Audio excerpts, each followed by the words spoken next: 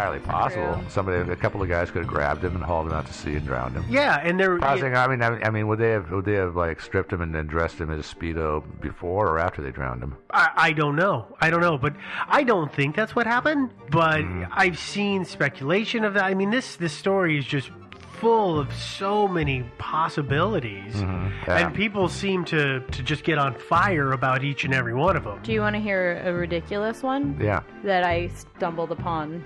It's super, super dumb. It's awesome. really, really weak. But I stumbled on this when I was looking for information about Peter Bergman's obituary, because I was thinking, oh, they found a dead guy, there'll be an obituary. Not so in Ireland. However, on April 18th of the same year, a 59-year-old man named Peter Bergman died in New York City. Oh, yeah. Maybe it's him. Yeah. I mean, I'm just saying, like, of all of the tenuous, like, threads, like... Was the Bergman spelled the same with two N's at the end? Mm-hmm. Okay. I think I saw the same one. I came across an obituary for the other Peter Bergman, who was 87 when he died, the guy who worked with Einstein. Yeah. Yeah. Yeah, not this. Yeah. But this guy died, what, a month? Yeah. 2 months before? That's one of the things that made me wonder about that is... I thought for a moment it occurred to me that, like, well, was this guy related to this Peter Bergman? Did he know this Peter Bergman and take his name? Mm-hmm. So obviously he's not the same guy, but maybe he somehow had some connection with this Peter Bergman who had died more recently. Mm-hmm. Or maybe it was Peter Bergman was, like, there was some final business to take care of.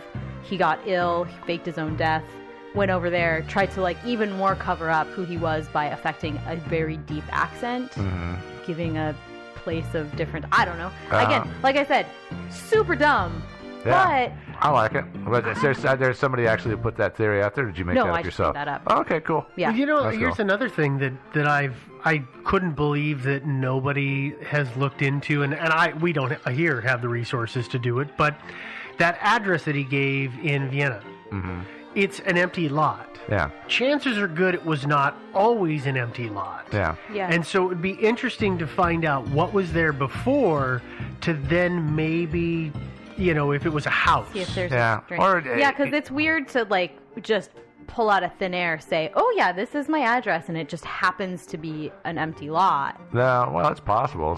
It's entirely possible just by random chance. Yeah, random chance, or it could be that he knew that address from some point in time. Yeah, he might have. You could try and pin things backwards that way. You might, the thing about it is we still don't know for 100% certainty that he was totally trying to conceal his identity and disappear, but apparently it was. But he might have actually owned that vacant lot.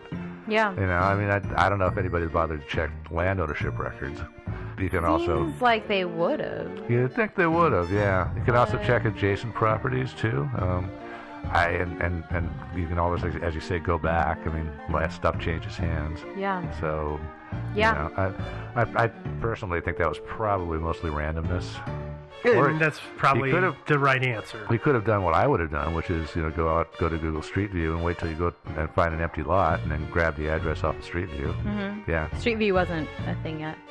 Probably not quite. Yeah. No, it wasn't. Yeah, I mean, close, but not quite. But online maps were a thing. Yeah, that's true. And he could have gone and figured out what it was. It's true. Yeah.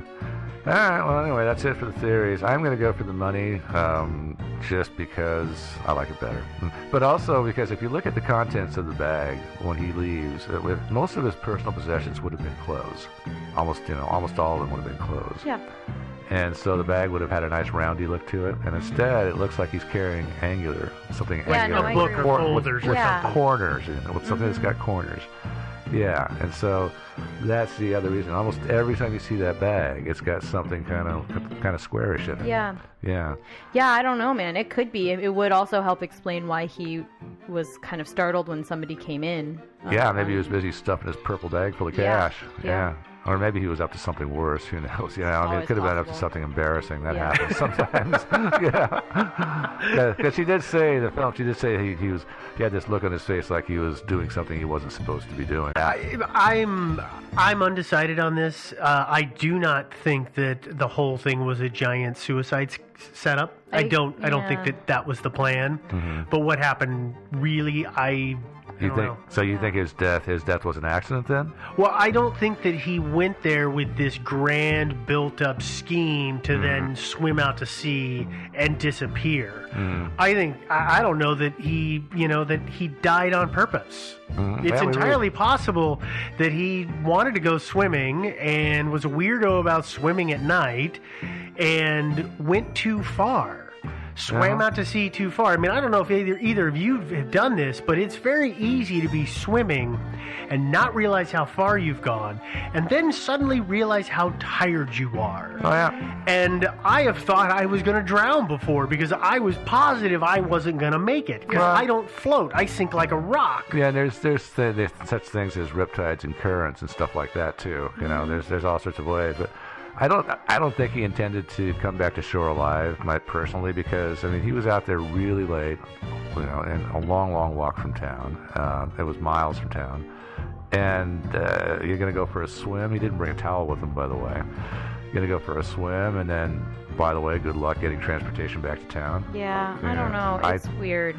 Yeah, it's sad too because I mean the poor old guy wandered around town for days, you know, just with his purple bag. And he didn't talk to a soul hardly. He didn't hardly talk to anybody. He talked to staff, and that really is kind of it. Yeah, and he didn't interact much with anybody. And then he went out to the beach that afternoon and just walked up and down the beach for hours, and you know, nobody talked to him then either. No, not really. People said hi, and he never really said anything back. No, he'd nod politely and move on. Yeah. But of course, he had.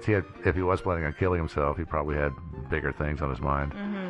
Yeah, it's a tough thing. You know, I feel bad for the guy, but obviously, you know, if he did indeed commit suicide, obviously he felt the alternative, which was, you know, agonizing death by cancer, was worse.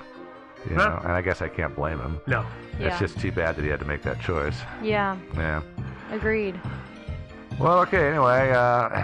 After that ray of sunshine. I know. Got you all depressed. If you guys have any thoughts on this, any theories of your own, or if you happen to have found a big chunk of cash in Sligo, we would love to hear from you. In a purple bag. Yeah, we would totally like to hear from you. So you can reach us at our email address at thinkingsidewayspodcast@gmail.com. We also have a website where you can download our episodes and listen to them. We'll have links up there where you can follow some of the information that pertaining to this topic. And you can, of course, leave comments. Please leave nice comments. We prefer those. You can also find us on iTunes. If you do, then please subscribe and leave us a review, preferably a really good review. You can also stream us. You can stream us from damn near anywhere. So that's that. Find us on Facebook. We have our page. We also have a group. We're also on Twitter. So we are Thinking Sideways. That's without the G. And we are also on Patreon, which, if you don't know it, is a service where you can basically pledge a certain amount of money per episode if you want to support the podcast. It's entirely optional, but if you feel like doing that, that'd be great. Anyway, that's it for this week. You guys have any last parting thoughts? I think we've wrung this one dry. Yeah, I think so. Okay. Bye, everybody. Bye, guys. Bye, guys.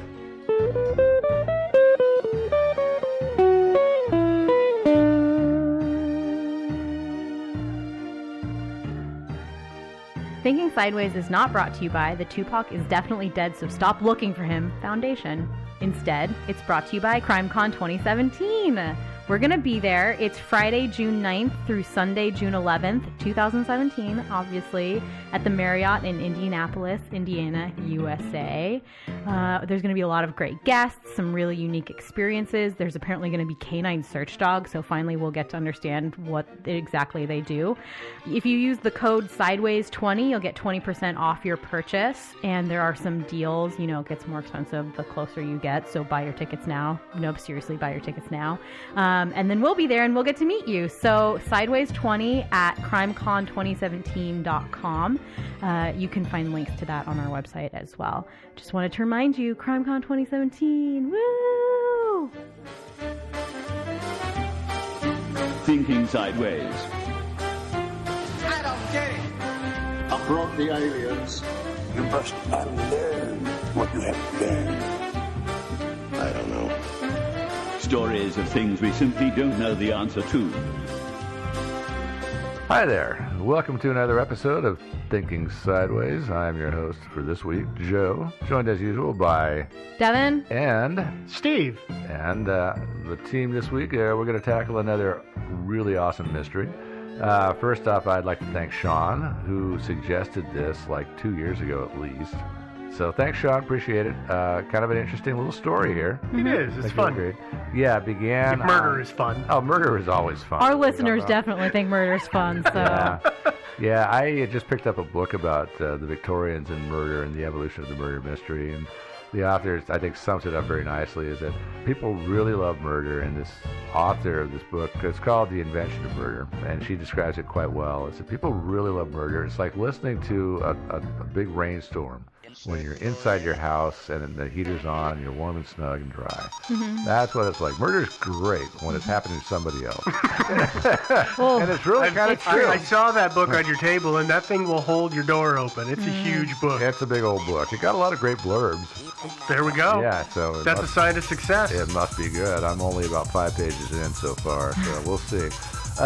Back to our thing, though. So our murder mystery began on Valentine's Day, 1945. That would be February 14th, and it happened in the village of Lower Quinton in Warwickshire, England.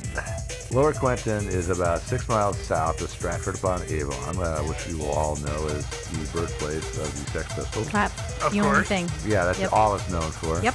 Yeah, this might be the closest I've been to one of our European mysteries, actually. I was in Stratford-upon-Avon once. I've also been there. So. Yeah, so about 6 miles away from the murder. I probably drove by it. You probably did, yeah. It's kind of in the middle of everything, so it's a place. I like Stratford. I think that's where I saw my first European McDonald's. Mm-hmm. Yeah. But it was tastefully done. They did a good job. Oh, thank God for that. Yeah. Now that we've got that out of the way. Yeah, they did a good job of incorporating it into the local architecture. Back to Quinton. The Lower Quinton is a tiny village of 493 people at the time. Of course, it's a little bigger today. And it was a scene of a murder, and actually it was a pretty horrific murder. You guys have read about this. It was pretty nasty, pretty brutal.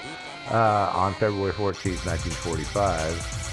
But as if the murder wasn't bad enough, soon there were allegations and rumors of supernatural activities and witchcraft that began circulating around town and coming to the attention of the police and the press. And the case became known as the witchcraft murder. So that's what we're talking about this week. Yeah, the witchcraft murder. Pretty well known in Britain, I think. Yeah, they've been running with it for a while. Yeah, they have been.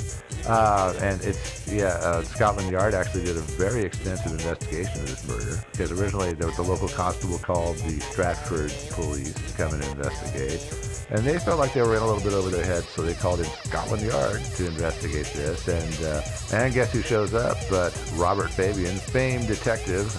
They did a TV show about him called Fabian of the Yard. I think it was 2 years is what that ran. Something like 63, 64, in the 50s, actually. Or 53, 54. 54, 56, or something like that. So during his tenure as a detective still? I think that might have been after he retired and he started writing books about his war Not too much longer, though, yeah? No, not much longer. I'm sure he was still alive, and so that wasn't one of the earliest TV shows on the BBC. Yeah. As Joe would say, he parlayed his career at Scotland Yard into a lucrative career as an author, and then turning that into this TV series. That's my plan with this podcast, actually. Oh, really? Yeah, probably. I'm going to give it about another year, and then I'm going to cut and run and just, turn it into some Nancy Grace-esque career. Yeah, I'm going to steal the domain from us and all the passwords. Yeah. Yeah, no, I'm going to start writing novels about it, like say D.B. Cooper gets wind of the fact that I'm hot on his trail and he decides to murder us all, So that would be kind of a good Hardy Boys-esque kind of mystery. It would. Yeah, there we go. So, I'll probably never get around to it, actually, but it would be fun. But back to our mystery here. So Fabian was called in. Yeah, Robert Fabian was called in. Much investigating was done, and they came up with basically nothing. And it didn't really help that none of the people of Lower Quinton were actually willing to admit knowing anything about the murder. And I think that this episode, the whole thing about Lower Quinton and the witchcraft murders, I think it became a basis for a theme that we've seen in movies and TV shows, etc., which is the tiny town with the dark, dark secret. You know the one I'm talking about? I do. You know, and the protagonist, like, you know, gets some guy up in the corner who's about to tell the truth, and then somebody else shouts him down and says, "Shut the hell up! Shut your bloody gob! Shut your pie hole!" You know what I'm talking about, right? Yeah, we've all absolutely. seen that. And I think that might have originated here, the big wall of silence. Which is... Oh, I'm sorry, go ahead. I just can't imagine that this is the first time that's ever happened, but maybe, yeah. Probably not. But yeah, it didn't start out with Ken McElroy. It actually happened earlier than Ken. Yeah. Believe it or not. Realistically, like I said, I bet it happened before 45. It could have been. And I know we're going to bring it up, but the press really got a hold of this, the British yeah. press. And so there's a lot of stuff in here that is kind of fun to unpack and see where the truth really lies. Yeah. And part of that, the villagers wouldn't talk, I feel, is in there. Good. Yeah. I think we're getting a little ahead of ourselves here. Yeah, we should probably let's go back start to the with our beginning here. victim and work our way through Yeah, the I guess we story. haven't even said who died yet. I know. Let's talk about that. Charles Walton, a.k.a. Charlie, was born in Lower Quinton in 1870 and lived Did he there have a his entire life. propensity for biting fingers? That's a good question. I don't know. Is that cultural reference I'm not getting? Yeah. I figured as much. Yeah, so I've got his biography here. I've jotted it down. I've condensed it to about 10 pages. So settle in. It's going to be about 3 hours. Okay. No, just kidding. There was a period in Charlie's adolescence when he went off to a boarding school called Warthogs or something like that. Was that for witches and wizards? And they went to train station 9 3/4? Nobody really knows. Okay. But yeah, after his return to Lower Quinton, Charlie lived a fairly normal life, working as a farm laborer. He was reported to have a gift for animals. In his youth, he was a good horse trainer, and it was said that birds would flock to him and eat out of his hands. So he was a Disney princess. Apparently. He could tame wild dogs with a few words. Disney princess, got it. And although he wasn't an unfriendly guy, and he was generally well regarded by the villagers, he kind of kept to himself. And when he was seen at the local pub, he was usually sitting in a corner by himself, sipping on an ale, and puffing on his pipe with his perfectly normal red glowing coals where his eyes should have been. You inserted that. Yeah. The coal part, I mean. I'm lying. It's hard to know with Charlie's bio exactly where the life ends and the fiction begins. I could guess by the things that he was dealing with in life that he might have been a little standoffish. Just because of the things that he went through, which I know we're going to talk about here shortly, but I don't think that he was some crazy loner. No, I think he was sociable enough, but he just wasn't the kind of guy that actually got out and hung out in the pub a lot. Right. For one thing, he wasn't that wealthy. He probably didn't have a lot of money to spread around, so he probably didn't go down there and waste a lot of money on Guinness and stuff. But he was generally, like I said, pretty well regarded by the villagers. Charlie lived in a rented cottage in Lower Clinton with his wife, and then when his sister died, they adopted her daughter Edith, who was also known as Edie. She was at the age of 3 right then. And then in 1927, Charlie's wife died, and he and Edith continued to live on in the same cottage, and they lived there for years up until he died. And by the way, Edith's dad apparently was still alive. Apparently he was not interested in raising her, so that's why Charlie and his wife adopted Edith. Yeah, nice of them, I thought. Yeah. Stepped up. Yeah. Oh, and also, as I mentioned, the year was 1945. Which, as most of you probably know, that was when the war in Europe was winding down. World War II. That's what it said in all the newsreels. Yeah, the other great war. Yeah, the next great war. It wasn't that great. It was big, but it wasn't great. It was great for some people, but it really sucked for most people. Most people, Yeah, big time. But VE Day, which is victory in Europe, really well. They were winning all over the place, and the war was pretty much a done deal. Everybody seemed to agree. Germany had not yet surrendered, but it was just a matter of time. And at that time, there were some Italian POWs who were being held at a prison camp nearby called Long Marston. The Long Marston I was able to find, they keep talking about it when I hear about it, is Long Marston was nearby. The only one I can find in Google is like 50 miles away, like to the southeast. But there could have been another Long Marston that was closer. Or 50 miles isn't that far away. Well, that's true. It isn't really. Because there's, automobiles are everywhere. That's true, and so, it could have been, but, and the only reason I'm mentioning the Italian POWs is because they actually do play a small part in this mystery, as you guys probably know. Yep. Yeah, they do. because they're foreigners, and hey, there's murder. Obviously, you look at the foreigners first, right? That's the way it was, yeah. It kind of is. And so anyway, at this point, I probably really offended our Italian listener, Luigi. I'm very sorry. I'm just kidding, guys. The Italians didn't do it, actually, I'm pretty sure. They were prisoners, but they were actually being held under pretty relaxed conditions, and they could actually leave and come and go as they please. And actually, on the day of the murder, some of the POWs went into Stratford to watch a Shakespeare play, and some other ones went to see a movie. That's how relaxed it was. I mean, if you were going to be a POW in World War II, you wanted to be these guys. Did you do any reading on the camps in Britain at that time? Not really. So I didn't do a huge amount, but I was just kind of curious about how they were run, because they were